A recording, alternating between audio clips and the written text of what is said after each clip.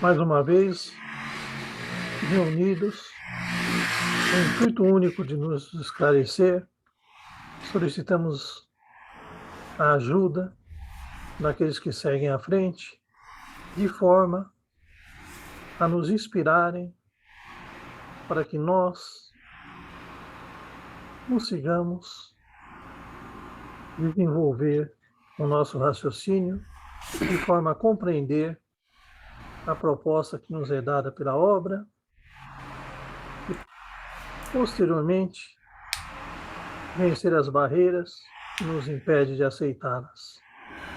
Que assim seja, graças a Deus. Que assim seja. Ok, então vamos lá. Ah, oi Ju, chegou. Deixa eu botar a tua apresentação, tá aqui parada. Você não veio, eu falei, Cheguei, estava na estrada.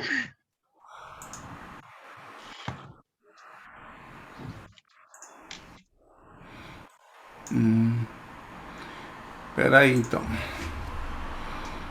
Já tá aqui a tua A gente apresentação. está no item 11, né? Item 11. Que eu achei meio picotado a tua apresentação aqui, mas vamos lá. Pô, cadê a apresentação? Aqui, agora sim. Vou compartilhar aqui a tua apresentação.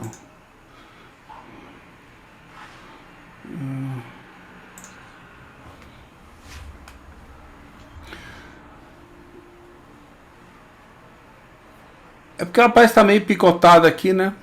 Movimentos, tá vendo? Como temos dito, a marcha progressiva da humanidade se opera de duas maneiras: lenta, gradual e imperceptível. Melhoramento nos costumes, nas leis e nos hábitos. Aí tem uma frase: movimentos relativamente bruscos, rápidos. É assim mesmo? É isso. Trata-se de um cataclismo moral que devora em alguns instantes as instituições do passado, sucedido por nova ordem que se estabelece aos poucos, na medida em que a calma se restabelece e se torna definitiva. Para quem viver bastante para vivenciar as duas versões da nova fase, parecerá que um mundo novo sai das ruínas do velho.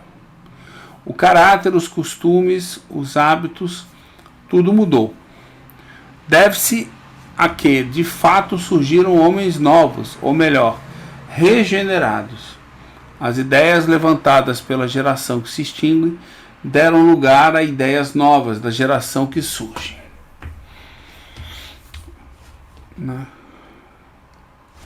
A humanidade chegou a um desses períodos de transformação, ou, se preferirem, de crescimento moral, que é vindo à humanidade.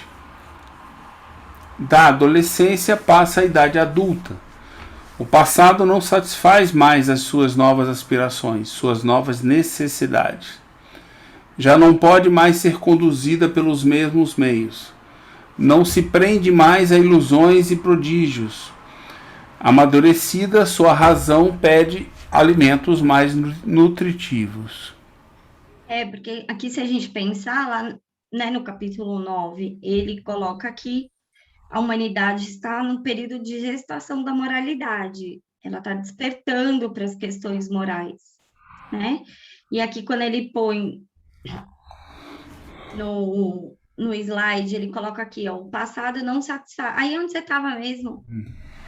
Ó, o passado não satisfaz mais as novas aspirações, as novas necessidades. Qual é as ideias do velho mundo? As ideias do passado? Quais eram os fundamentos da moral que se tinha? Então, é sobre uma nova moral que ele está falando. Os tempos são chegados e um nascimento, né, de um novo período da moralidade. O que ele está falando é que a moral que se existia antes não satisfaz mais a humanidade que chegou num período de idade adulta. Ela quer crer, né? E a gente vê todo aquele movimento que ele coloca lá na Revista Espírita do contexto social. Muitos querem crer, mas querem crer em algo que a sua razão seja compatível. Sim. Não mais crer pelo princípio da fé cega, da obediência passiva, pelo medo, o medo de Deus, o medo do castigo, se relacionar com as pessoas por recompensa, se relacionar com Deus por recompensa. Então, eu faço se você me der tal coisa. Esse não é o fundamento do bem. A gente não faz barganha, nem com Deus, nem com as pessoas. Então, é desse passado. E também, né, o materialismo, porque ele dominava na época que surgiu o espiritualismo.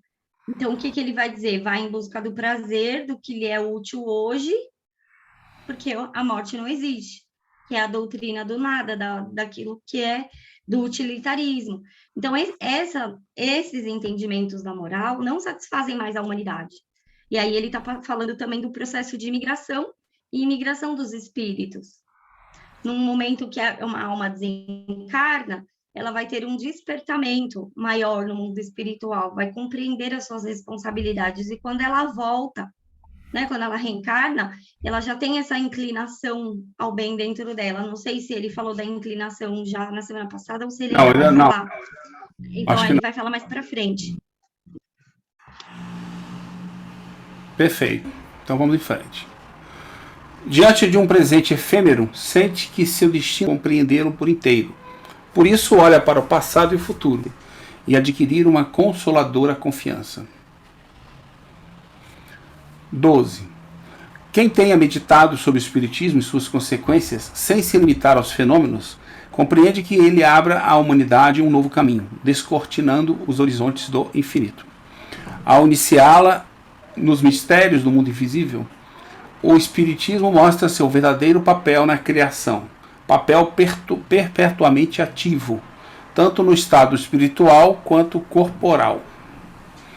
O homem não caminha mais às cegas, sabe de onde vem, para onde vai e por que está na Terra. É porque essa era uma das perguntas, né, do espiritualismo. Acho que a gente vai ver nos slides, eu pus. Eles falam da distinção da alma e do corpo, que a alma é imaterial, mas da onde eu vim? Sim. Como Deus cria as almas? Essas perguntas, quem responde é o espiritismo, não é o espiritualismo. Ele não traz resposta, é verdade.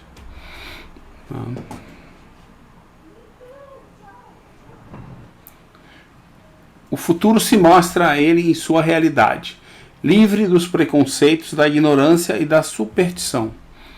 Não é uma vaga esperança, mas uma verdade palpável, tão certa quanto a sucessão do dia e da noite. Sabe que seu ser não está limitado a alguns instantes de uma existência efêmera, que a vida espiritual não cessa com a morte, que já viveu com a morte, que já viveu, que reviverá ainda e que não perde o que adquiriu pelo seu trabalho. Encontra em suas existências anteriores a razão do que é hoje, reconhecendo que, pelo que o homem tenha feito hoje, pode concluir o que será um dia. É verdade. Legal essa parte. 13. Com a ideia de que a atividade e a cooperação individuais na obra geral da civilização são limitadas à vida presente, não havendo nada antes dela, nem depois, o que o homem está fazendo para o progresso futuro da humanidade? Que lhe importa os povos serem melhor governados, mais felizes, mais esclarecidos, melhores uns com os outros? Não podendo ter fruto, esse progresso não estará perdido para ele? Que adianta trabalhar para os que virão depois, se nunca os conhecerá, se são seres novos que, por sua vez, retornarão ao nada? Sob o império da negação do futuro da individualidade, tudo se reduz às mesquinhas proporções do momento e da personalidade. Tá vendo aí, Rosângela? Que a gente estava falando? Que a gente estava falando antes de começar a gravar sobre a questão da justiça? Como a gente tem uma visão, né, que muito momentânea, né? A gente aprendeu a ter essa visão, né? Sim, a gente acabou aprendendo, né? Muito limitada, né, a uma vida. Tá bem aprendido que tá tão difícil de trocar por outra, nossa. Pois é, nada que uma centena ou duas de vidas não resolva. Pelo contrário, que Pelo contrário, que amplitude a certeza da perpetuidade de seu ser espiritual dá ao pensamento do homem. O que pode ser mais racional, mais digno do Criador que a lei segundo a qual a vida espiritual e a vida corporal são apenas dois modos de existência que se alternam para cumprir o progresso? Que pode ser mais justo e mais consolador do que a ideia dos mesmos seres progredirem sem cessar, primeiro por meio de gerações no mesmo planeta e em seguida de um mundo a outro, até a perfeição, sem solução de continuidade.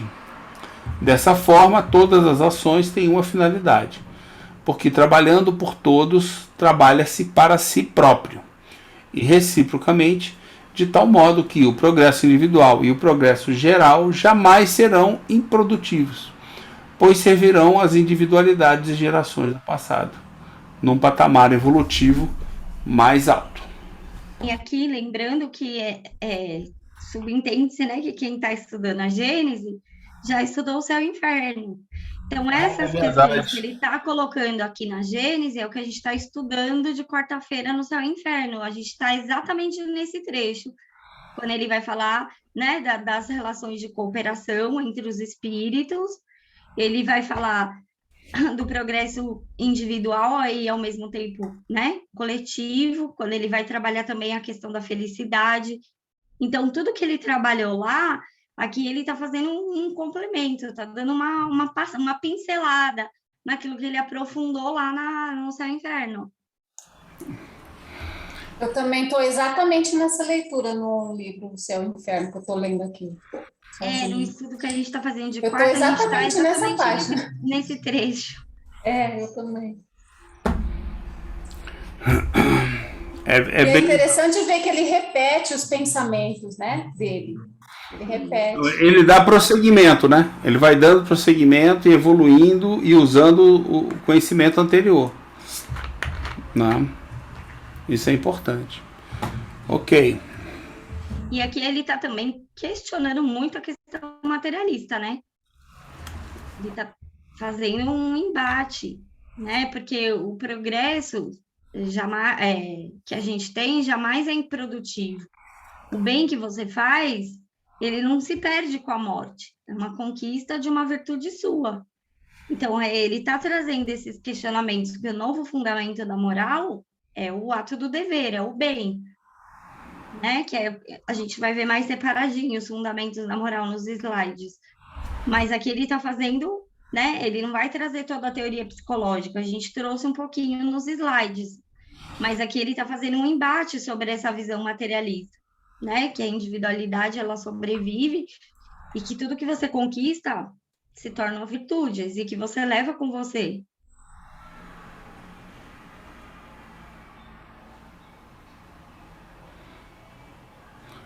Tá, vamos lá. 14. A vida espiritual é a vida normal e eterna do espírito, e a encarnação é apenas uma forma temporária de sua existência. São as mesmas individualidades sobre dois aspectos diferentes, pertencendo tanto ao mundo visível quanto ao invisível. Encontrando-se neste ou naquele mundo, contribuem para o mesmo objetivo, por meios apropriados a cada uma dessas situações. Dessa lei deriva a perpetuidade das relações entre os seres. A morte nunca os separa, nem põe fim a seus vínculos afetivos e deveres recíprocos. Advém daí a solidariedade de todos para com um, e de um com todos, e também a fraternidade. Legal, né? Botar as palavras em prática, a gente visualizar o que é a fraternidade, o que é as relações entre nós. Porque, né, quando os espíritos falam, não, né, o mundo de regeneração, os princípios são a solidariedade, a fraternidade e a liberdade. E ele também trabalha isso lá no Céu e Inferno, que a gente viu, acho que semana retrasada, né, no estudo. Então, ele vai trazer as 3 palavrinhas lá no Céu e Inferno: liberdade, igualdade e fraternidade. Mas como que se estabelece dentro de nós? Como que a gente faz nascer dentro de nós essa solidariedade, essa fraternidade. Sendo que a igreja diz para você que se você tiver um filho ou alguém que você ama em pecado, ele está condenado ao inferno no dia do juízo final. Ou seja, vocês não estarão juntos.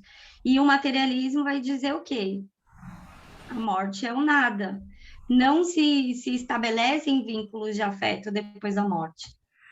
E nem o progresso alcançado. Então, o espiritismo vem trazer, né, esse entendimento da lei de progresso, que o espiritualismo não tinha, esse entendimento que Deus cria os espíritos simples e ignorantes, né, e que a cada reencarnação, como uma necessidade, a gente desenvolve as nossas faculdades e vai se estabelecendo os vínculos afetivos, a perpetuidade das relações. E disso nasce em nós esses sentimentos.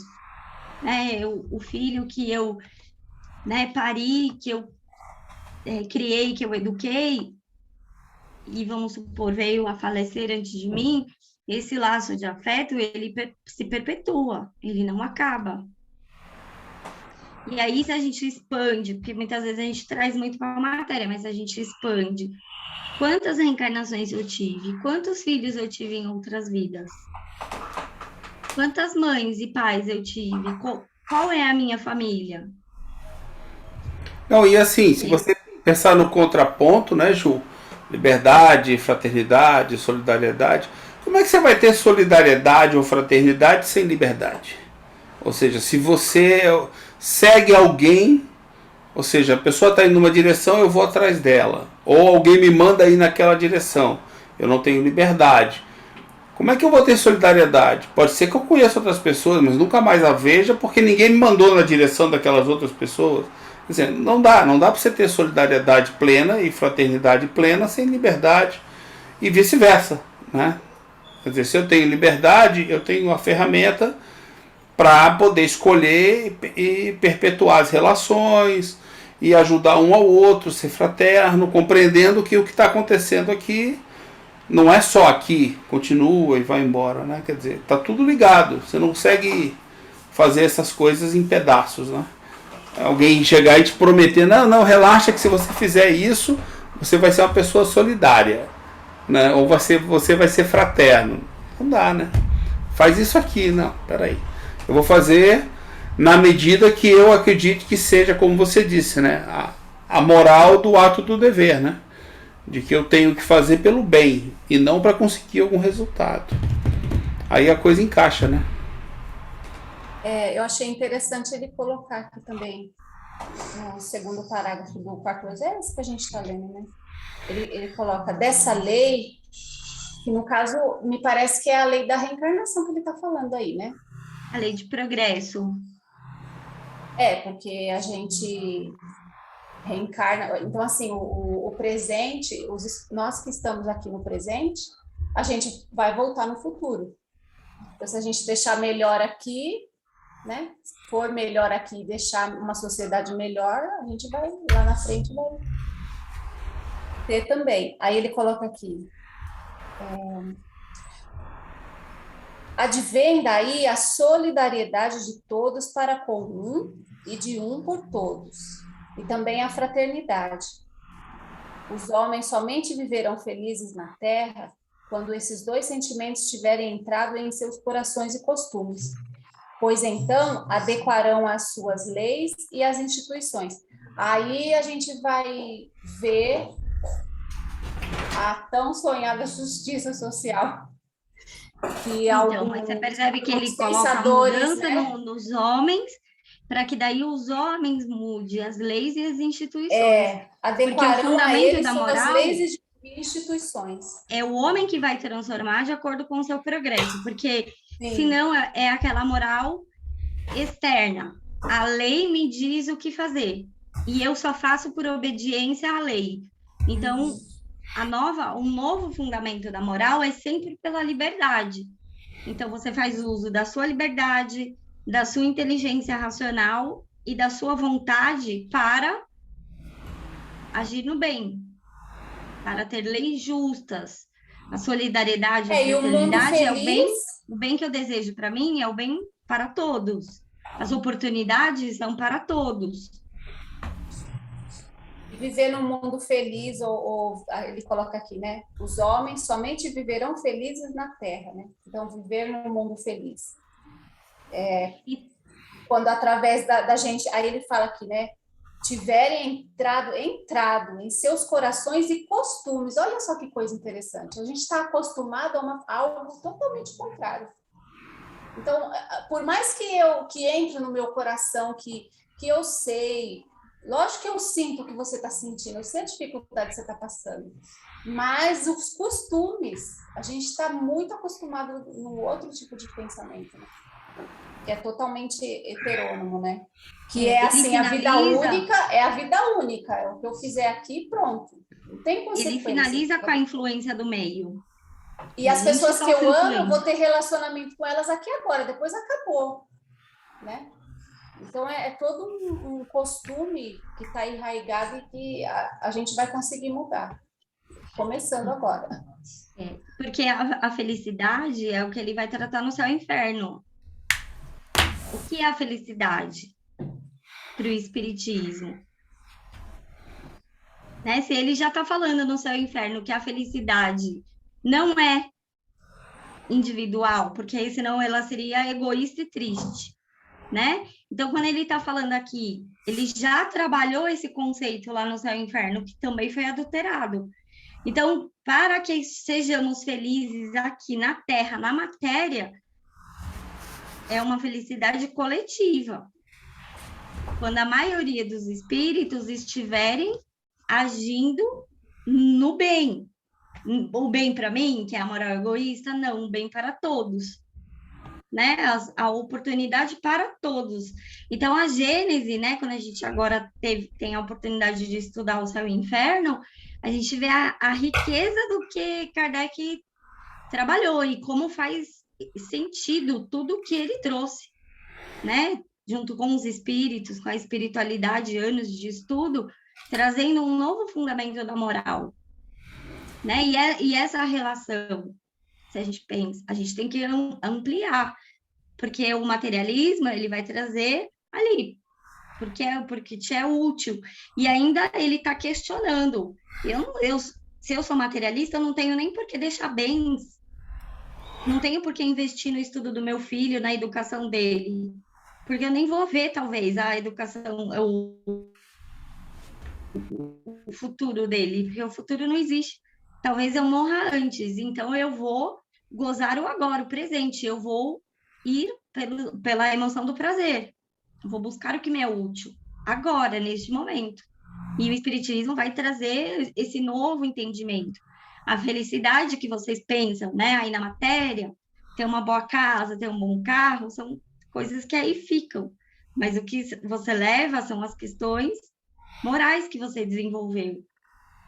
Então, ele vai trazer tudo isso. Mas, às vezes, é difícil a gente pensar, né, nessa fraternidade que ele está ampliando aqui para uma fraternidade universal, uma harmonia. Não é só aqui. Porque lá no Céu e Inferno, quando ele trata a felicidade, é pela sintonia de pensamento com espíritos que pensam da mesma forma que eu. Isso me traz uma satisfação. É ali que eu estou estabelecendo vínculos. Vínculos do quê? De solidariedade, de fraternidade, de respeito.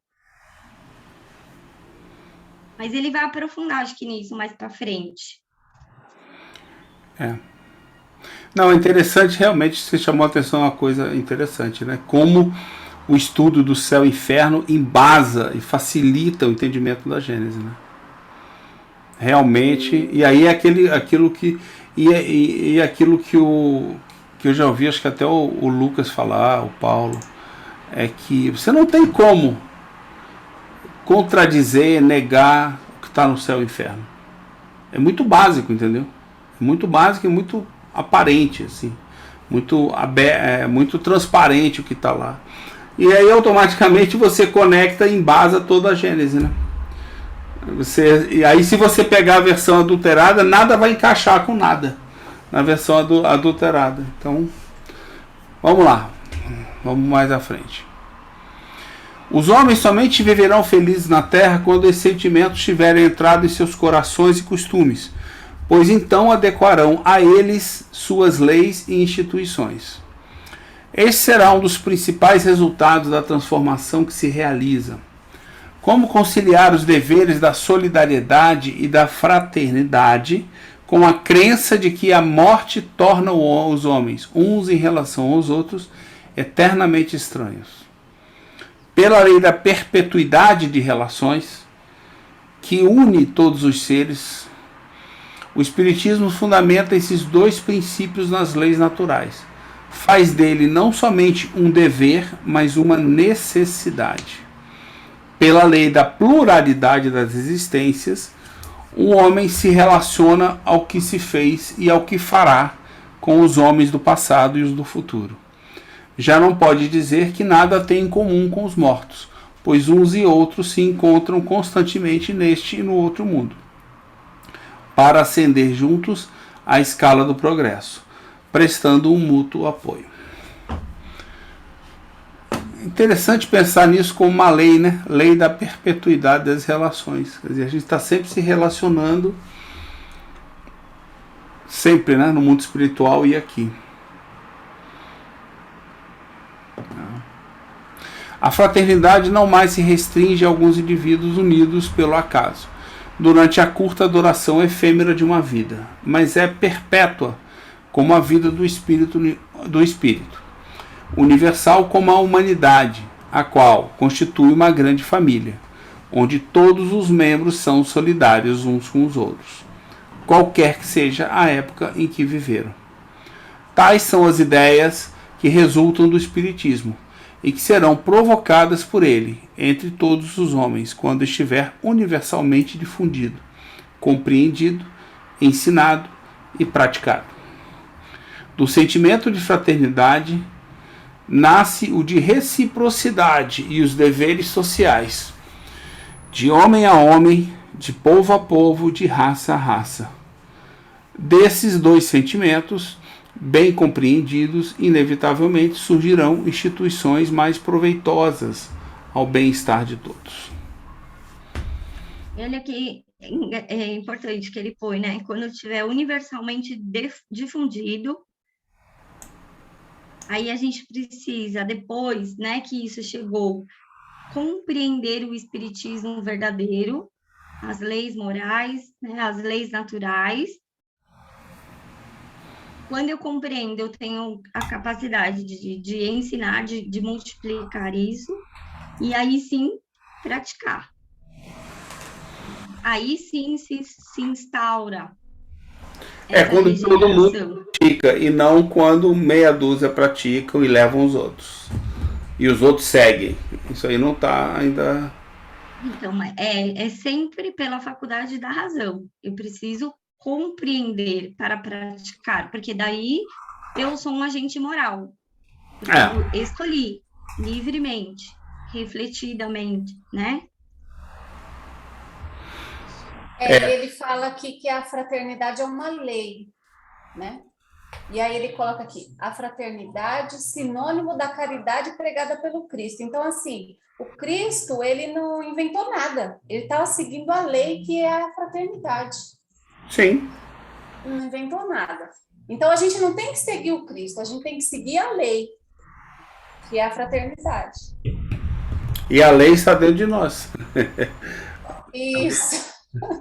Então, o Cristo, ele é um exemplo praticável, porque ele pratica.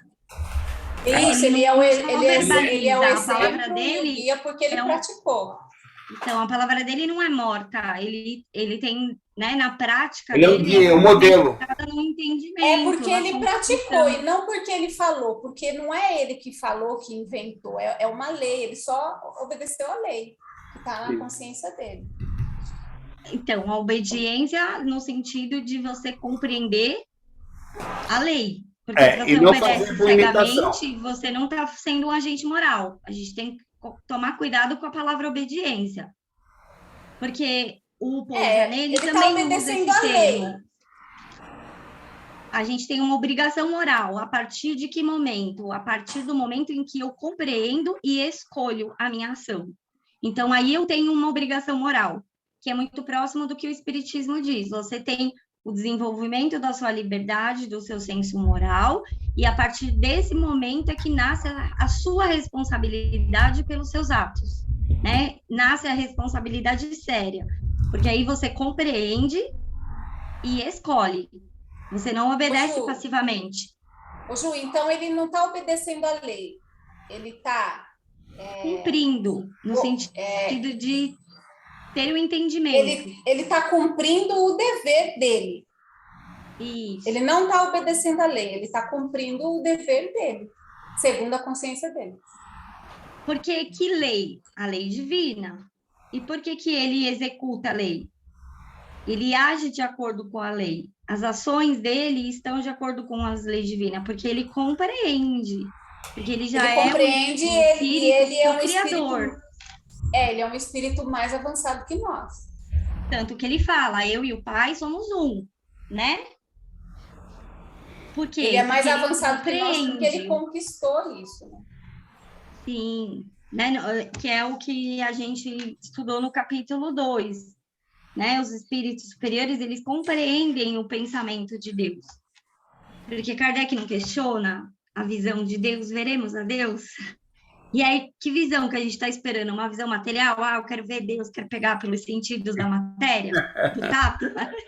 Não é assim que os espíritos veem a Deus. Eles compreendem, né, o pensamento deles. É algo que a gente, ainda aqui na matéria, a gente não consegue, né, ter essa... É interessante. A dimensão. De Deus é interessante, porque as pessoas que não...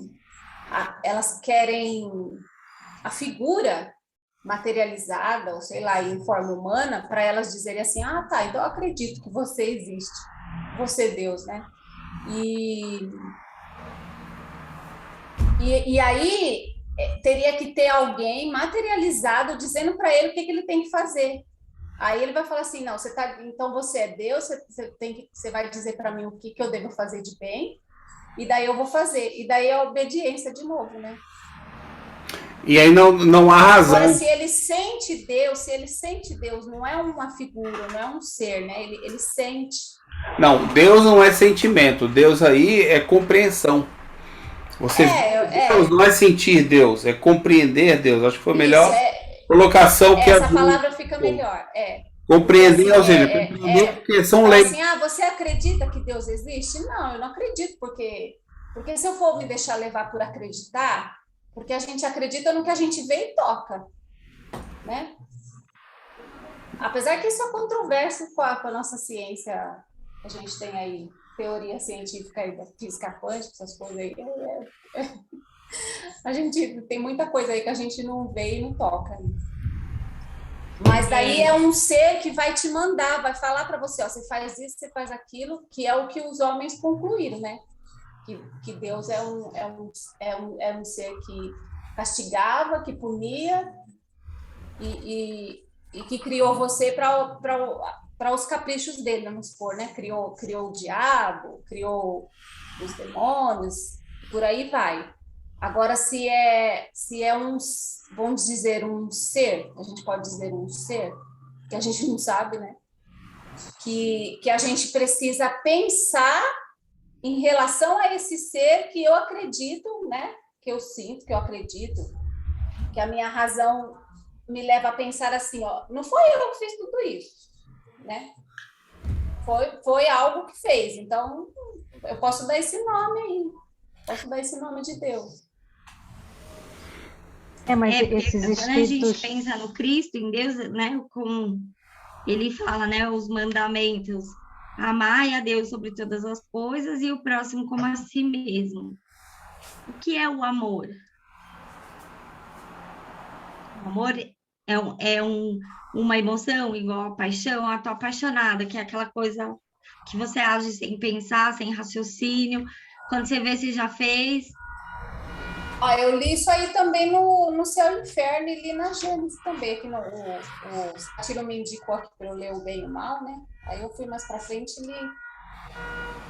ele também o outro que é o instinto e a inteligência. Aí eu comecei a pensar assim, mas não concluí meu pensamento, não.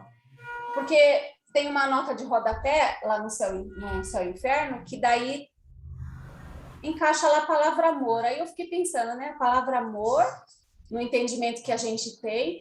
Aí tem uns que falam, tem o amor ágape, aí tem o amor não sei o quê, amor eros, o amor não sei o que lá, sei lá. E a gente tem a Paulo de Tarso falando, né, sobre o amor.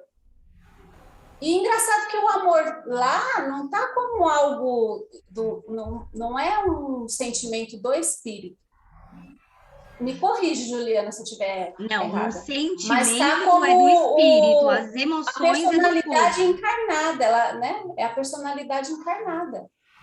Não, para o espiritualismo racional, o sentimento é da alma. As emoções são do corpo. E o amor, ele é um sentimento. Isso, e o amor, ele tá lá como sentimento ou como emoção? Depende do autor. Tem autores espíritas que colocam o amor como uma emoção, mas o amor não é visto nem pelo espiritualismo racional e nem pela ciência psicológica hoje como uma emoção, e sim como um sentimento. Então, o sentimento é da alma. Não no sentido de sensações físicas, no sentido de sentir do espírito. É um sentimento. Sensações, tá ligado às emoções. É diferente de sentimento, que é da alma. Então, como que a gente ama? O amor mais próximo que a gente conhece não é do nosso filho? E quando a gente fala assim, eu amo meu filho, você é aquela mãe fanática que fecha o olho, não vê as coisas que seu filho precisa melhorar ou não? Você olha para aquele seu filho como um ser humano real, que tem as suas capacidades, as suas habilidades, as suas limitações. Você sabe até onde aquele filho pode executar aquela tarefa, e outras que você fala assim, ali ele vai dar uma titubeada. E você fica observando, para poder auxiliar quando ele pedir e precisar, sem fazer por ele, né? Mas isso é o mais perto do amor que a gente chega, do amor verdadeiro. É você olhar aquele ser humano, sabe das limitações dele, compreende e você ama. O amor ama não porque você aceita, porque você compreende. Você construiu essa relação. Mas vamos seguir. Vamos lá.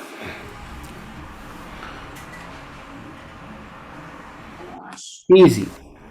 A fraternidade será a pedra angular da nova ordem social, apoiada em uma base inabalável. Essa base é a fé, não a fé em dogmas particulares que mudam com o tempo e os povos, e se apedrejam mutuamente, pois, ao se amaldiçoarem, mantêm o antagonismo.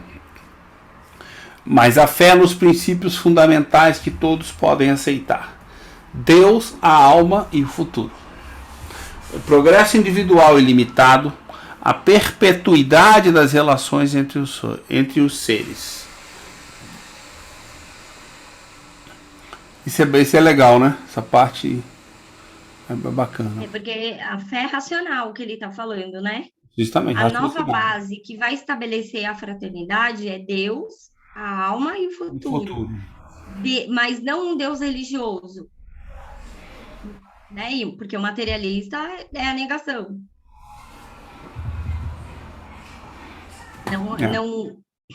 Não, a gente tem que pensar, né, na questão que ele está colocando. Deus, o estudo de Deus, dentro do estudo filosófico, metafísico, porque é o estudo do espiritualismo racional, não é um Deus religioso, litúrgico. É um Deus metafísico, que é estudado dentro dos seus atributos e da sua providência para conosco, que é o que ele trabalha lá no capítulo 2, né? A visão de Deus, os atributos de Deus e a providência de Deus. E aí, no terceiro capítulo, no item 17, ele vai... No quarto capítulo, no item 17, ele vai colocar que com o espiritismo, a metafísica se torna experimental. E o que a metafísica está estudando? Deus, seus atributos, a alma, né, a distinção da alma e do corpo, mas eles não tinham a resposta. Sabia que o espírito é imaterial, mas para onde você vai depois da morte? A alma é uma individualidade que sobrevive, mas o que acontece com ela? Por isso que a metafísica é experimental, porque são as próprias almas que vêm trazer essa informação. Então, aqui, quando ele fundamenta, né, a fé na razão, uma fé racional, não a fé dogmática, nesse entendimento de Deus, alma e futuro. Vamos lá. Vocês estão muito em silêncio, né? Então eu acredito que vocês chegaram ao final com toda a compreensão da obra, né? Tudo bem. Faremos uma prova no final com questões dissertativas. Depois não diz que eu não avisei. Quando os homens estão convencidos de que Deus é o mesmo para todos, que Deus, soberanamente justo e bom, não pode querer nada que seja injusto, que o mal vem deles e não dele, então todos serão considerados filhos do mesmo Pai e estenderão as mãos uns aos outros. Essa é a fé que dá o Espiritismo, e de agora em diante será o eixo em torno do qual se moverá o gênero humano, sejam quais forem suas formas de adoração ou crenças particulares, as quais o Espiritismo respeita, mas não tem de se ocupar. Agora, somente dessa fé pode resultar o verdadeiro progresso moral, porque ela valida pela lógica os direitos legítimos e os deveres.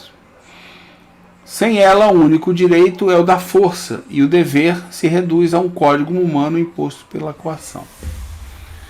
E se a gente pensar, né, naquela mensagem da Revista Espírita Amor e Liberdade, eu não sei se eu coloquei aí nos slides, o que ele vai falar? Que não é mais o tempo em que a humanidade vai aprender pela coação, né? Que é somente pelo amor e pela liberdade, porque você compreende, porque você é livre para escolher. E aqui, quando ele põe a lógica, já é a razão. É. Os direitos e os deveres. Eu compreendo quais são os meus direitos, e dentro do espiritualismo, que eles vão trabalhar 4 tipos de deveres: para com Deus, para consigo mesmo, para com o próximo, e o Janet acrescenta o 4, que é para com os animais. É por isso que a gente tem que cuidar do Roberto, né, Ju?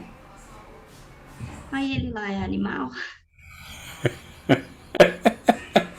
Vê se ele acorda, fala alguma coisa, pelo amor de Deus, o cara tá... Roberto, você tá aí? Fala com a gente. Oi. Sabia. Oi? Falou, né? Fala pra nós, o que você achou de tudo isso? Tá bem. Vocês estão indo direitinho no Ai, meu Deus. entendimento. Eu não devo merecer. Deve ser sábado, né? Final do dia, né? Agradavelmente surpreso com o entendimento sobre o muito bom.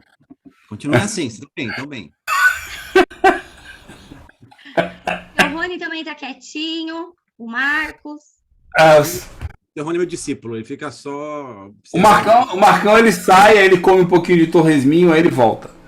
Ixi, torresmo de novo? Aí ele sai de novo, come torresminho e volta.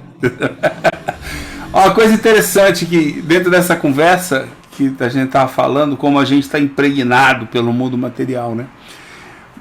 Tem muita gente que eu acho que quando fala em lei do progresso, não está falando no progresso moral. Mas você me entende. Está muito mais ligado ao progresso material, que ele consegue progredir de uma... Como se houvesse progresso material de uma vida para outra, né? E, na verdade, quando você coloca a lei do progresso moral, né, é o progresso moral que a gente fala. A lei se aplica ao progresso moral. Você não, de uma vida para outra, não há progresso material algum, só moral. Você progride, leva contigo, traz de volta. O material fica. Só para chamar atenção, para a gente ver como a gente está associado, está fica o tempo inteiro mentalizando coisas que não são, né? Quer dizer, a gente está viciado nesse negócio aí. Satiro, e evoluir? Como? E evoluir? Evoluir, a mesma coisa. Progredir e evoluir. A evolução toda é vez moral. que fala é em relação ao espírito, não à alma, então, Sempre. ao homem. As leis, você tem que olhar sobre como é que você evolui, como é que você evolui materialmente de uma vida para outra. Mesma coisa. Você não evolui. Você volta a estacar zero sempre. Se você for olhar, você não leva nada. Agora, moralmente você evolui. A evolução moral você não perde. Por isso que, né, a gente vai sempre evoluindo moralmente, progredindo moralmente, e não só para lembrar. Intelectual e moral. Intelecto moral, isso aí. Ignorante é na sua nulidade. Sem o desenvolvimento da inteligência e sem o desenvolvimento moral. Então, está na sua nulidade. Ele não é bom nem mal. E aí ele vai desenvolver primeiro, que é o que também ele fala no Céu e Inferno. Por que que o progresso da inteligência não é igual ao da moral? Né? Ele trabalha isso lá no Céu e Inferno. Então, a gente primeiro vai desenvolver a inteligência. Com a inteligência racional nasce o livre-arbítrio, e aí a gente começa a despertar para as questões morais. O senso moral, eu começo a escolher. Mas acho que vai ter isso aí nos slides. Não, só fiz uma parte aqui porque eu gostei do termo progresso moral, que fica bem claro onde é que o nosso progresso se encaixa. Só para chamar a atenção, mas vai ter mais coisa. Fala. E aqui também, quando cai... Depois eu falo, pode falar. Não, pode falar. Porque também tem aquela ideia que tem a ver com o que o Satiro falou, da gente pensar que a gente só se desenvolve na matéria. Não é isso que Kardec fala, nem no Céu e Inferno, nem na Gênese, né? Fora as outras obras, né? Estou citando essas que a gente... Né? Lembra que a gente estudou na Gênese espiritual? A encarnação é um dos meios pelo qual a gente também pode progredir e evoluir. Não é? É um dos meios. Mas então, e aí é importante a gente pensar nessa questão da coação, porque se você só é um agente moral quando você é livre, e a questão da reencarnação também, uma reencarnação sobre coação. Essa pergunta é para você. Ah, tá. Pode falar, uma brincadeira. Claro que pode falar. Então, tem aquela situação que o espírito ainda não olhou para sua consciência, né? Ele ainda não avançou moralmente. Então, a encarnação dele que essas palavras é meio confuso para a gente, é imposta, compulsória, obrigatória. Aí a gente ouve, né, as palavras e daí a gente tem que pegar o que Kardec usa, que eu nem lembro mais. Eu sei que eu li no livro dele, li lá no Evangelho, eu já li no Evangelho, já li na Gênese, que são só esses dois tipos de situação, que daí é imposta. Vou usar essa palavra, né, que eu não lembro se é essa mesmo que ele usa. Mas eu queria comentar aqui... Vamos pensar, imposto no sentido de lei, porque o espírito pode tudo que eu tô. Eu não vou reencarnar. Eu não vou morrer, vou morrer. Adorei o exemplo. Gente, eu vou morrer. 130, 150. Fala aqui de o progresso individual ilimitado, a perpetuidade das relações entre os seres, né? Quando os homens estão convencidos de que Deus é o mesmo para todos, que Deus, soberanamente justo e bom, não pode querer nada que seja injusto, que o mal vem deles, tipo, é do aprendizado nosso de humanidade, vem o mal, que aí eu tô lembrando lá da Gênese, né, a dica do Satiro, vem o mal lá, vem deles, e não dele, né, esse dele é Deus. Então, vem todos os dogmas particulares, né, de algumas religiões e doutrina, como que se Deus, através do seu desmando, né? Mandando a humanidade faz isso, faz aquilo, passa por isso, como se Deus fosse caprichoso. Então, que o mal viesse de Deus e não de nós. E daí ele está falando aqui, que aí a gente vai compreender que o mal vem de nós e não de Deus, né? E esse mal com o entendimento do que está lá na Gênesis, né? No capítulo 3. O que é o mal?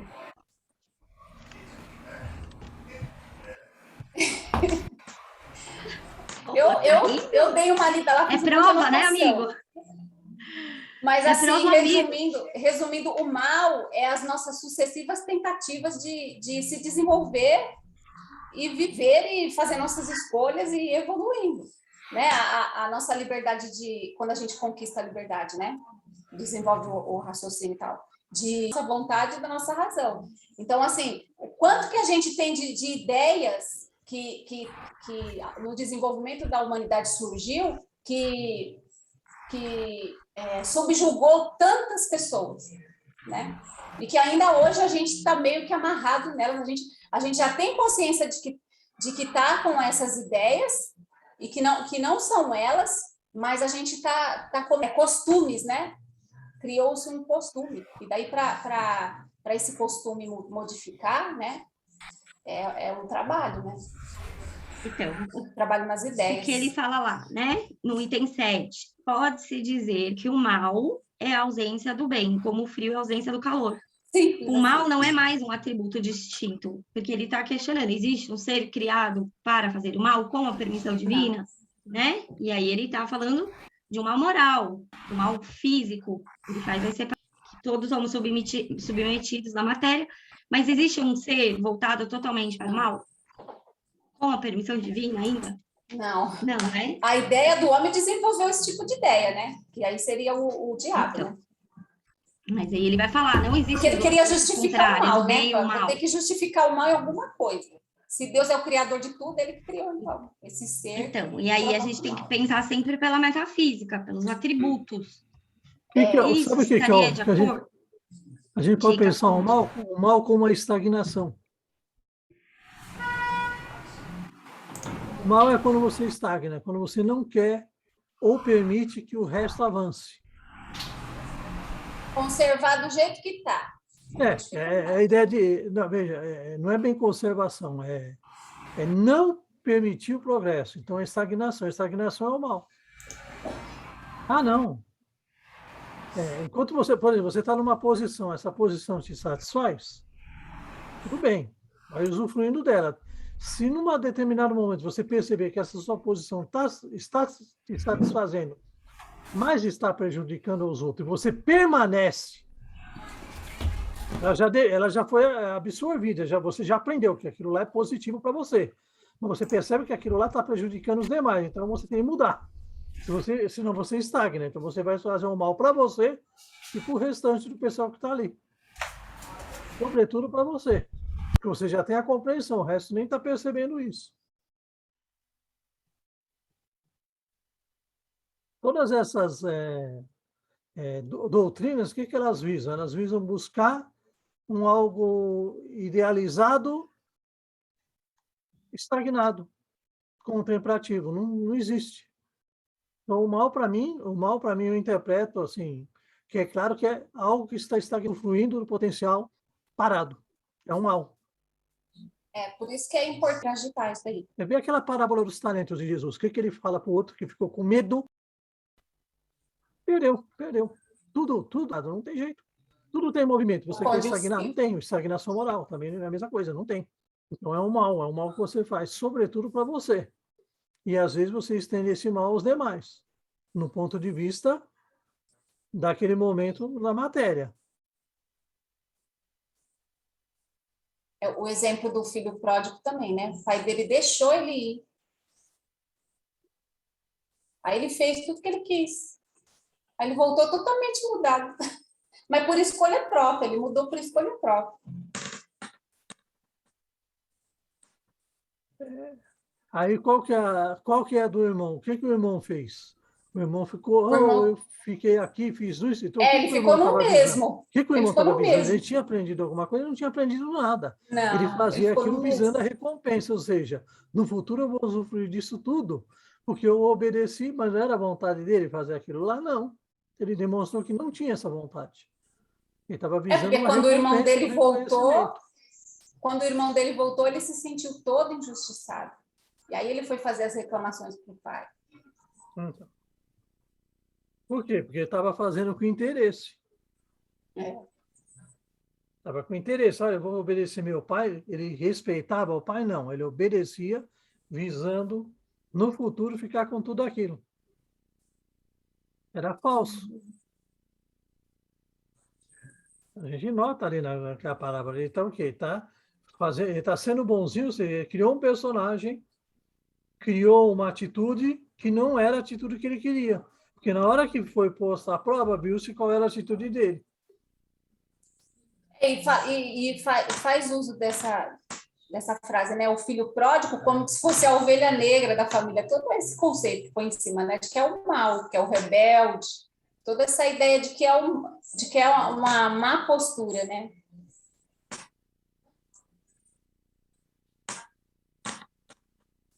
E não, ele queria sair do que ele estava, ele queria fazer coisas diferentes, ele estava insatisfeito ali, né, com o cotidiano dele, com a vida dele, ele queria conhecer outras coisas, fazer outras coisas.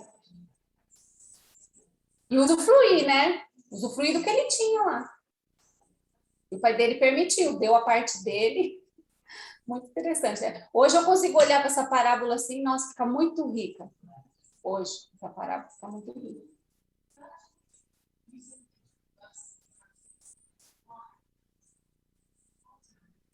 Amigo, a gente não tá te ouvindo. Satiro. Oi, desculpa. Eu saí aqui porque tá meio lento o meu sistema internet aqui, mas agora acho que regularizou. Liga esse trem aí, senão a gente não te ouve. Não, sem ligar é difícil, né? Eu tô tentando já mentalmente, mas vocês não me dão. Eu já tentei ler a mente da Juliana, onde é que é o endereço que ela mora, mas não consegui ainda. Então não tá dando. De jeito nenhum. Gente, vocês acreditam que ele pegou o celular da Adriana e mandou uma mensagem pra mim? Ju, Adri, foi ela que me manda seu endereço. Não mexe no celular. Adri, o que é o Satiro?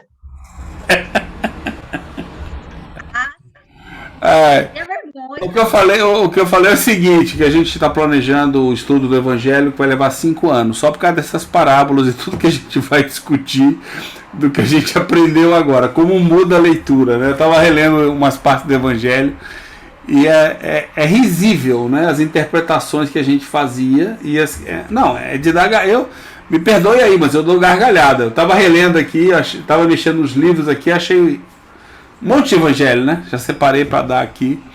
Ficar com um só, não precisa de mais que isso, papel. Aí eu tava começando a rir, falei, meu Deus, como é que eu pude pensar um negócio desse? Aí você vê esse apego que eu comentei lá antes, né? A gente faz uma leitura e aí de progresso como sendo progresso material. No final, resumidamente, a gente vê tudo que a gente faz sobre o óculos, sobre, né, o óculos de um materialismo, dos dogmas, das coisas que a gente viu. Quer dizer, materializar as coisas espirituais, né? Então faz parte. Vamos tocar aqui um pouco mais? Silêncio quer dizer que sim, né? Pelo jeito. Em quais circunstâncias nasceu o Espiritismo? Foi nessas circunstâncias eminentemente favoráveis que chegou o Espiritismo. Mais cedo teria se chocado contra o materialismo todo-poderoso, num tempo ainda mais recuado, teria sido abafado pelo fanatismo cego. Acho que a gente já falou até bastante coisa aí em cima disso, né? Mas é bom lembrar. Nós estudamos hoje de manhã esse trecho aqui, bem no prefácio, né? No prefácio de Kardec do Céu e Inferno. Ou Paulo que cita no prefácio dele também. 19. Um sinal não menos característico do... Esse é o item 19 daqui. Hein? Esse é o item 19 da Gênesis. Tá. Não, é porque a gente acrescentou, A gente acrescentou outros slides. Esse contexto. É um contexto de outra obra. Só para relembrar, entendeu? Você está lendo qual item, então, da Gênesis? Desculpe, aqui nós estamos lendo o item 19 lá na Gênesis. Ah, tá, entendi. Um sinal. Mas ele volta, viu? Ele volta. Eu só coloquei a continuidade para a gente poder entender o contexto social, cultural daquilo que Kardec estava vivenciando. Então, porque às vezes a Gênese, essa parte da Gênese, ele está falando muito das questões filosóficas da época dele. E aí, se a gente não tem esse entendimento, a gente fica meio perdida, porque ele está fazendo um combate ao materialismo e ao dogma. Né? Porque quando ele fala nas ideias espiritualistas. Isso, quando ele fala ali um pouquinho mais para trás, quando a gente leu, quando ele fala assim, né, os espíritos são os mesmos que progridem. A gente, aonde que ele trabalhou isso na Gênese? Lá na Gênese mosaica. Ele não trabalhou isso na Gênese mosaica? Quando ele trata Adão e Eva? Ah, sim. Pode continuar? Um sinal não menos característico do período no qual entramos é a reação evidente que se opera no sentido das ideias espiritualistas. Uma repulsão instintiva se manifesta contra as ideias materialistas. O espírito de incredulidade que tinha tomado as massas ignorantes ou esclarecidas e que tinha feito rejeitar com a forma o próprio conteúdo de toda a crença, parece ter sido um sono, do qual, ao se despertar, sente-se a necessidade de respirar um ar mais vivificante. Involuntariamente, onde havia um vazio, se busca alguma coisa, um ponto de apoio, uma esperança. Ju, realmente, você deu uma parada aí, destacou bem mesmo, ideias espiritualistas, porque às vezes eu lia algum trecho da Revista Espírita e eu vi lá, né, ideias espiritualistas. Aí eu deduzi que estava falando do espiritismo. E tudo bem, continua a riqueza tão grande, né, lá a partir de 1830, né? Nunca que eu ia imaginar, gente. Então, quando eu li a primeira vez o Livro dos Espíritos lá atrás, quando eu li ele falando da alma, bem ali no comecinho, né, no prefácio, quando ele fala dos espiritualistas, gente, olha, eu imaginava espiritualista como a gente fala, as pessoas falam hoje, eu sou espiritualista. Então, a minha interpretação foi nesse sentido. Nossa, Kardec está colocando a alma na mesma visão que os espiritualistas. Os budistas, os hinduístas, os candombledistas, os budistas. Eu lembro, vou te dar uma pior ainda, hein? Até eu vou dar uma olhada se foi lá mesmo. Quando eu comecei a estudar pelo ESD, lá atrás, estudei o Livro dos Espíritos, bem no começo comenta sobre isso. E se eu lembro bem, o que comenta lá é que nós somos espíritas. Espiritualistas é o pessoal da Umbanda, é o pessoal do resto, entendeu? Eu já ouvi isso. E se eu não me engano, eu vou olhar isso, eu tenho em PDF aqui. Está dito no livro da FEB isso, no ESG, no estudo sistematizado. Viu, Sácio? Tem aquela base do Deolinda Amorim, para aquele livro dele, O Espiritismo e as Doutrinas Espiritualistas. Não, assim, e aí você vê da onde é que vem, sabe, da onde é que vem essas ideias que foram literalmente implantadas mesmo, entendeu? É muito engraçado essa história, isso já é só um comentário à parte. Né? E daí essas ideias espiritualistas as ideias do espiritualismo racional, né, Ju? Isso.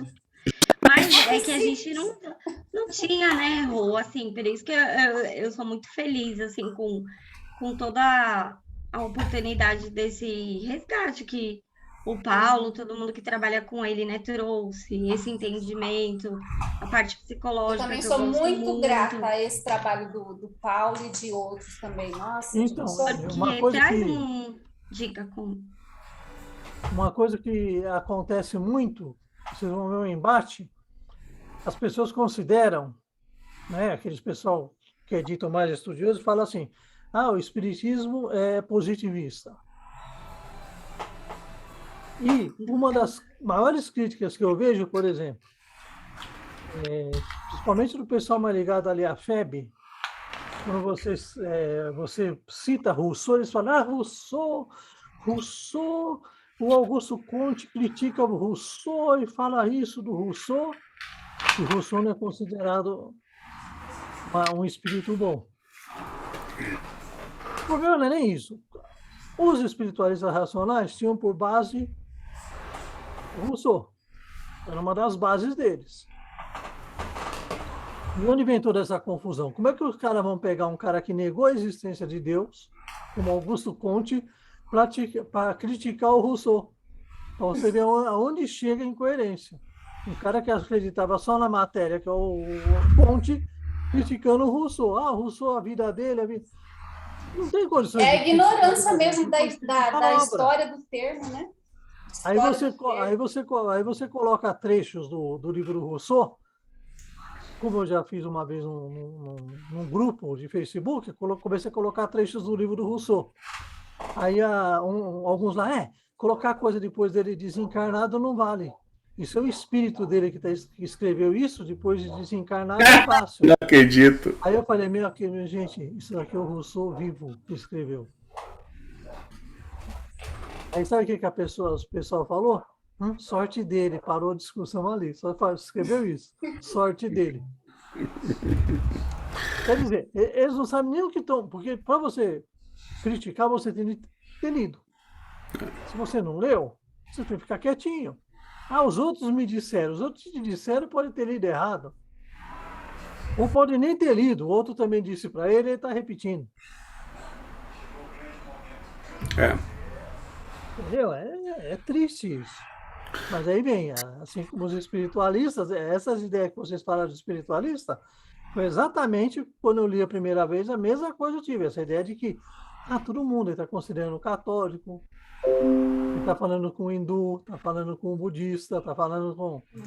E quando não é isso. Ele estava sendo bem específico.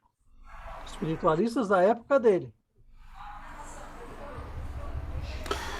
Vamos falar de uma coisinha que não é muito importante, que é a moral.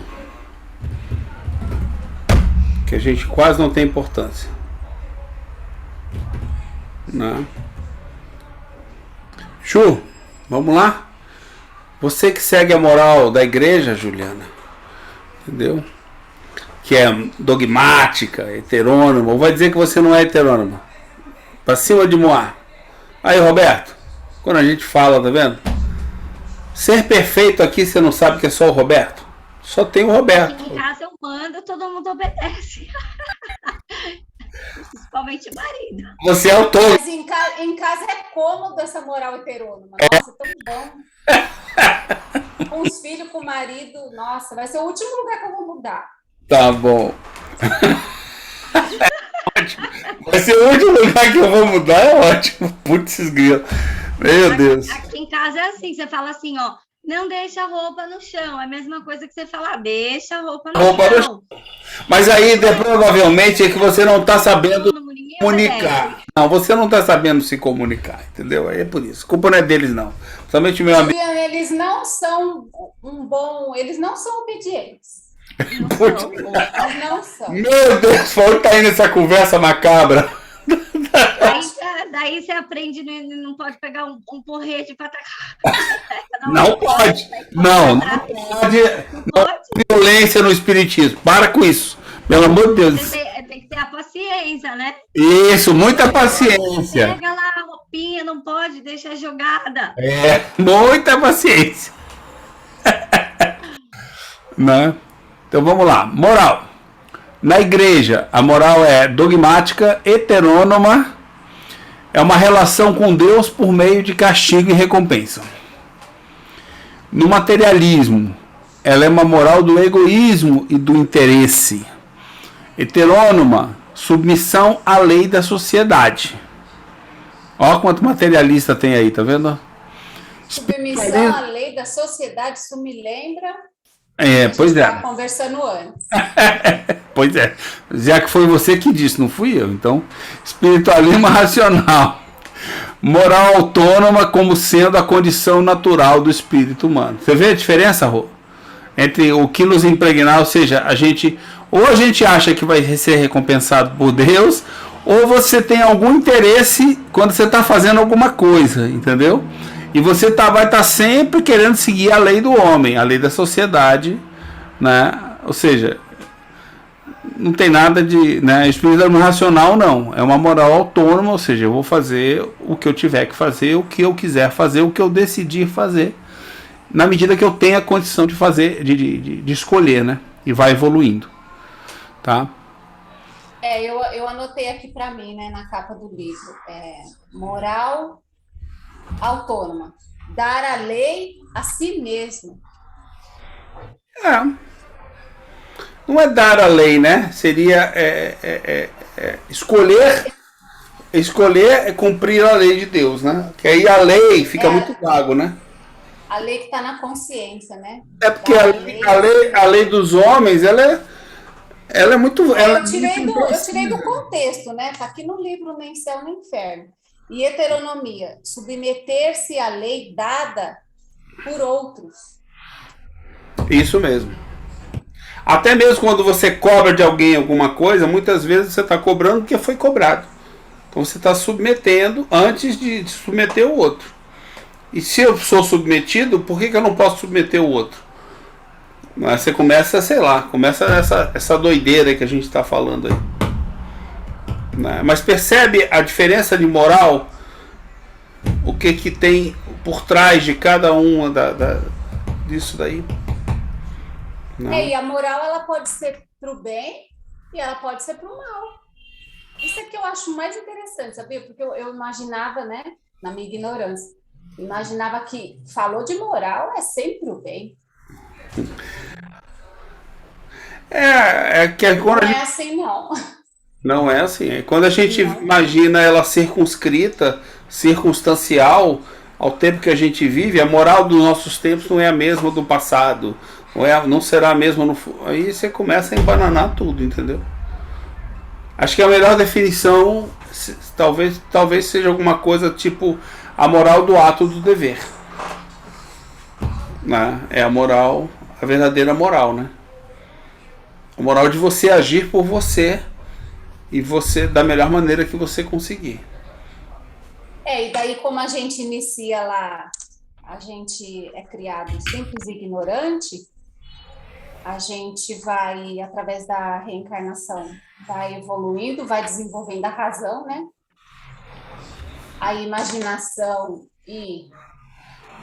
Ajuda aí, gente. Razão, vontade e imaginação. Razão, vontade e imaginação, a gente vai cada vez mais fazendo uso dessa lei que está escrita na nossa consciência. Cada vez mais essa moral do dever vai ficando natural e vai se aperfeiçoando, né? Do ato do dever. Não fala dever que não se embanana tudo. Ato do dever, isso. Que é do espiritualismo racional. Que é a caridade desinteressada. Ato do dever, isso.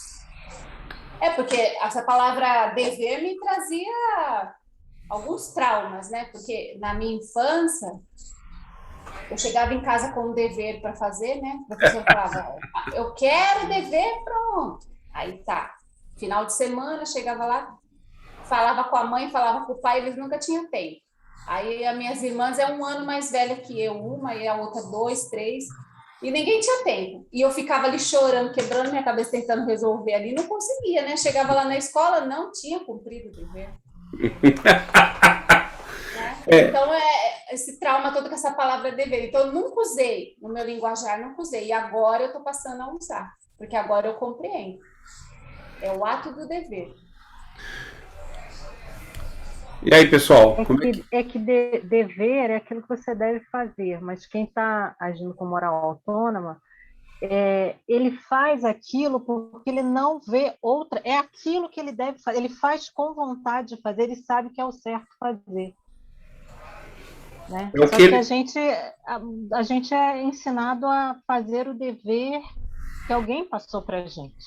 né? A gente vai contra essas coisas que tá na nossa consciência, entendeu? Você abusa, né, abusa das paixões. Por que você abusa das paixões? Porque você quer alguma coisa e ao fazer isso você vai contra. E você é ensinado a agir de determinada maneira para ganhar alguma coisa. Nós estamos sendo adestrados, né, ao longo das vidas. Então, descondicionar é complicado, né? É verdade. Não. Alguma coisa mais? Ato do dever é espiritualismo racional. Vamos lá. Então vamos seguir em frente, né? Mais um pouquinho. Aí aborda... sim. Aí aqui aborda... A Juliana trouxe as ciências morais e as ciências filosóficas, né? Que era o que existia na época do espiritualismo racional. Então essa é a base científica, né, filosófica, que o espiritismo se valeu mais à frente um pouco, né?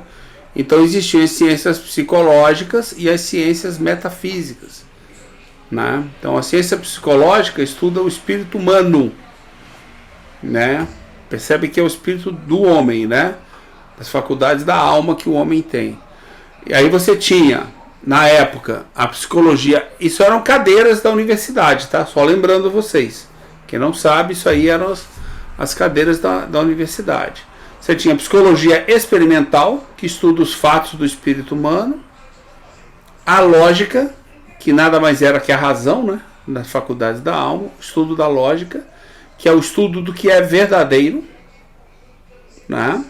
E a moral teórica e prática, que é a vontade, nas faculdades da alma, que é o estudo do bem. Lembra que a gente fala que a lei está escrita dentro de você? É o que é o bem. O que você tem que fazer, entendeu? É o ato do dever. Está ligado à vontade. Aí você escolhe o certo. Mas como é que eu sei o certo? Ninguém precisa te ensinar numa escola, ninguém precisa te dizer. Está dentro de você, né? E finalmente a estética, que é a imaginação, né? Que seria o estudo do belo. Então é o verdadeiro, o bem e o belo, né? E na ciência metafísica a gente estudava a psicologia racional, aí sim a alma e o corpo, quer dizer, não só o que acontece na matéria, mas o que acontece na alma, no lado espiritual também. A cosmologia racional, que é a matéria e a vida, e a teodiceia, que é Deus, seus atributos e sua providência. Então se estudava Deus na universidade, né? Deixa a Juliana acabar de comer, que ela vai comentar alguma coisa. Vocês percebem que existem certas pessoas que não oferecem nunca nada para ninguém. Tudo bem, isso é outro assunto. Eu fui lá aconteceu um acidente, gente, lá na cozinha. Eu tava aqui, eu só ouvi o estrondo. Eu desci correndo para ver o que aconteceu. Mas tá tudo bem. Próximo passo da Juliana, antes dela comentar, é instalar um sistema de câmeras que ela possa ver no celular dela. Mas na casa toda, entendeu? Porque ela vai controlar todo mundo que todo mundo tá fazendo. Eu tenho. Ai, meu Deus! Mas é só no Dudu, para ver se ele tá estudando direitinho online. Mas não adianta, porque ele descobriu, ele vira a câmera, gente. Tá certo? Não, mas tá certo, eu gostei da parte que você falou. Nós estudamos, quer dizer que nós estávamos encarnados estudando isso. Assim espero. Né? Ciências metafísicas e as ciências psicológicas. Mas né? Vai aprofundar, mas ele não, né? O Janei, eu pus aí pra gente ver o que ele fala de cada uma delas. Como que eles discutiam cada uma dessas coisas. Ô, Ju, sabe o que eu lembrei agora? Que na época de escola das minhas irmãs, que elas entraram primeiro na escola. Eu lembro que elas tinham... Eu lembrei o nome agora, esqueci. Ciências Morais e Cívica, acho que era. Pois é, mas essa moral e cívica é justamente a moral que não é. Moral e Cívica. Eu já tive também. Essa matéria. Eu não cheguei a ter, quando eu entrei na escola, eu não cheguei a ter. Mas essa daí é aquela moral que diz assim, você tem que fazer dessa maneira que eu tô te falando. Essa é a moral da cadeira de moral e cívica.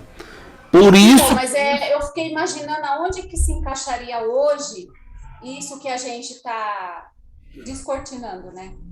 Em tudo, né? Tudo isso. Isso se encaixa em tudo. Se hoje ainda tivesse essa disciplina, né, moral e cívica, poderia ser feita uma proposta para a equipe de educação, né? Então, mas é uma disciplina que fazia você trabalhar mediante a sociedade. Não, Rosângela, na verdade, não sei se você lembra ou estudou isso, mas isso não era estudado em Sorbonne, na universidade somente. Isso era estudado em todas as escolas da França. Lembro de ter lido isso. Então os alunos estudavam essa questão, sabe? E aqui no Colégio Dom Pedro, não é? Liberdade, fraternidade, solidariedade era um estudo comum dentro das escolas. Né? Tem que lembrar isso, ou seja, quando você estuda isso, você transforma em que as pessoas? Que liberdade que você dá para elas? Que conhecimento que você dá para elas? É um conhecimento que não é ditado por ninguém, que não subjuga ninguém. É um conhecimento que permite que você saiba que você está no caminho certo. Essa imagino que foi uma educação muito mais próxima de Deus do que a gente tem que fazer. Né? Eu vejo que é o outro lado, né? É a alternativa que se tem. É o outro lado. E hoje, por exemplo, não se tem alternativa na educação. Não. É toda essa moral heterônoma materialista. E não entra essa, não é porque ela não existe, ela existe. Tanto que a gente está descortinando e está se empenhando em entender melhor e estudar e tal. Mas vamos supor assim, no sentido da educação social, né? Educação nas escolas e tal, eles não têm conhecimento de que isso fazia parte da rede de ensino lá na eu acho que as pessoas talvez não tenham que ter conhecimento, elas só precisam ter a oportunidade. E que aqui no Brasil, parece que o Colégio Dom Pedro, não é? Dom Pedro II, do Rio de Janeiro. Isso. Então, é uma alternativa que se tem, a moral dogmática e a moral materialista. É uma coisa que eu lembro... É um debate para o setor de educação, né? Uma coisa que eu lembro que era engraçado... Pedagogia, por aí vai, né? Uma coisa que eu lembro que era engraçado em relação a isso, outro dia eu estava conversando com um amigo meu, explicando isso para ele, lembrando, né? A gente estudou junto, lá no terceiro... Lá atrás na escola, né? Aí a gente estava na época científico, né? Primeiro, segundo, terceiro grau, não sei o quê. E naquela época, quando você saía, a gente estudava na zona sul do Rio de Janeiro, né? Alguns dos melhores colégios que tinham. Mas tinha uma turma, que era uma turma do subúrbio, que quando se batia com a gente...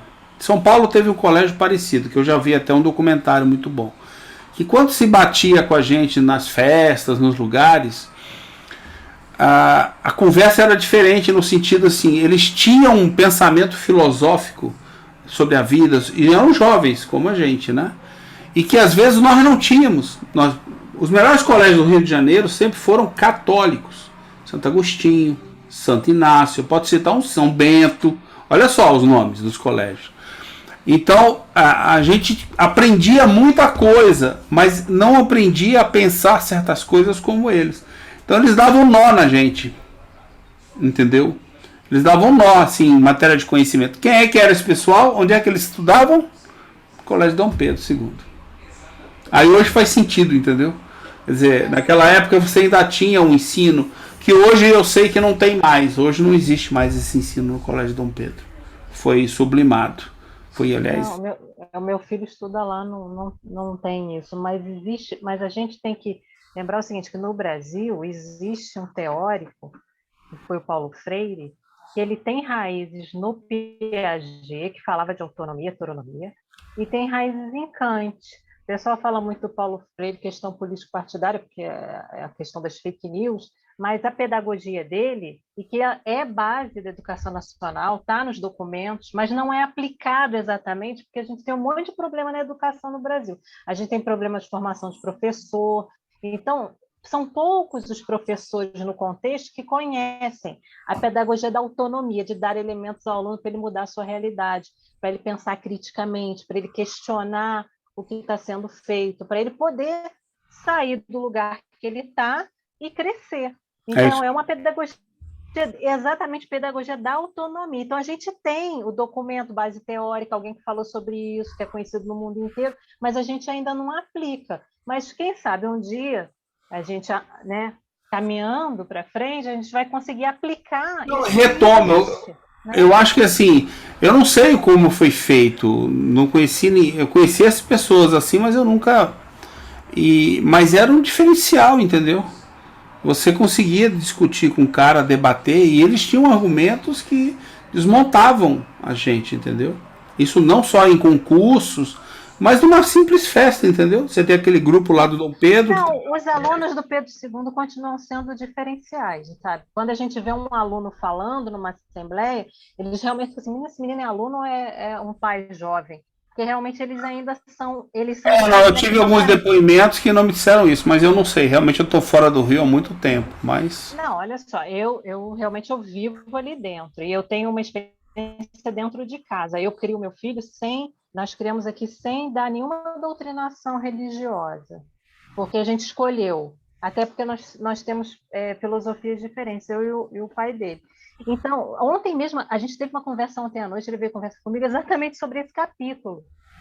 Ele veio falar para mim que não é possível, ele tem 14 anos, sempre estudou no Pedro II, não é possível que não exista Deus, porque, mãe, se morreu, acabou, não faz nada sentido.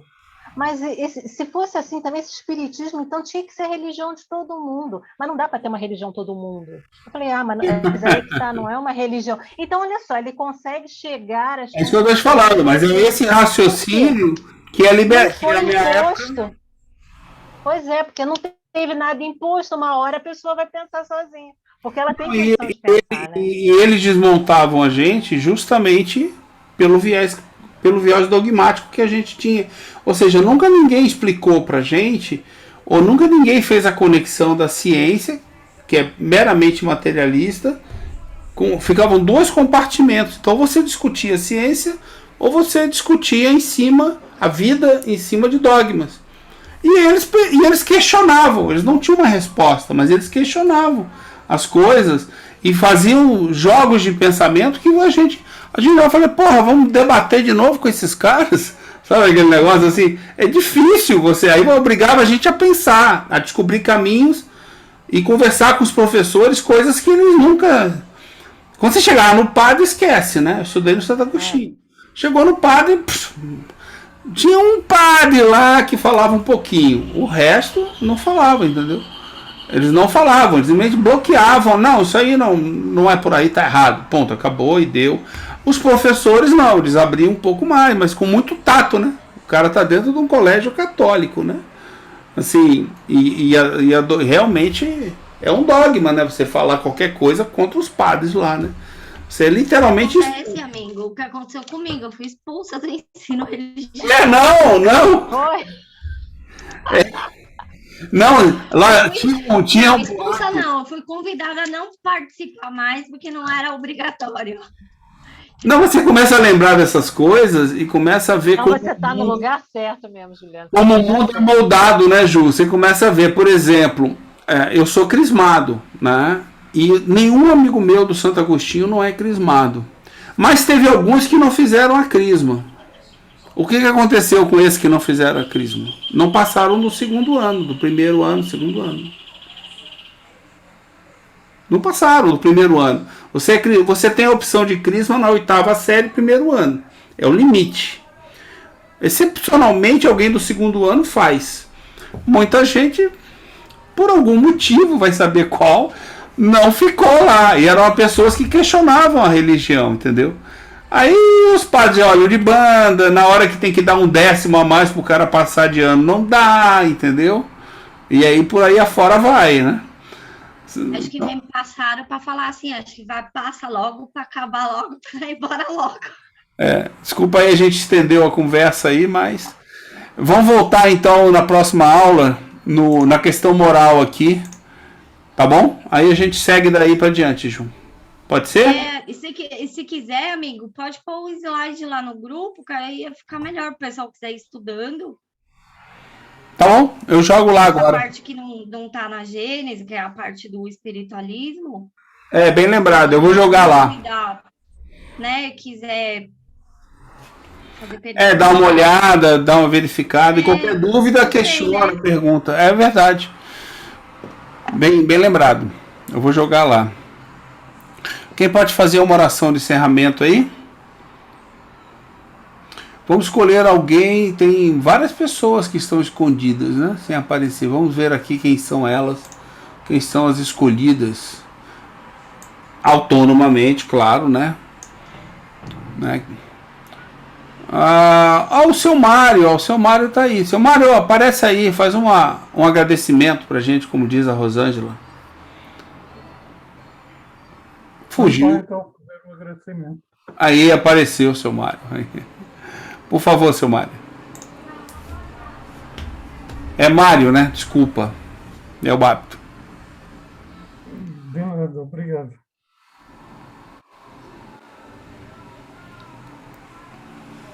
Vamos agradecer a todos os espíritos amigos que na casa de cada um de nós nos acompanham neste estudo,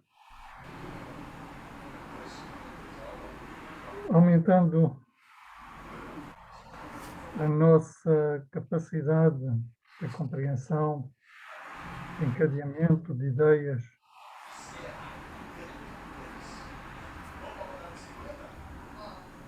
para compreendermos a lição sublime que o mestre Kardec nos deixou.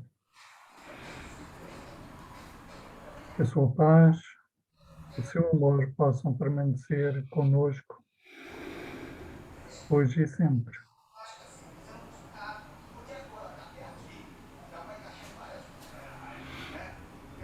Que assim seja.